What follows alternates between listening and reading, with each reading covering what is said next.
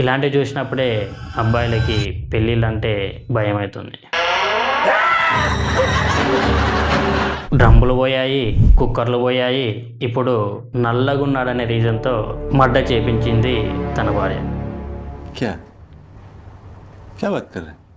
మధ్యప్రదేశ్లో 28 ఇయర్స్ దేవకృష్ణ తన ఇంట్లోనే దారుణంగా హత్య చేయబడ్డాడు. దొంగలు వచ్చి చంపేశారని తన భార్య ఊరంతా నమ్మించింది. కానీ పోలీసులు ఇన్వెస్టిగేషన్ స్టార్ట్ చేశాక సీన్ మొత్తం రివర్స్ అయ్యింది.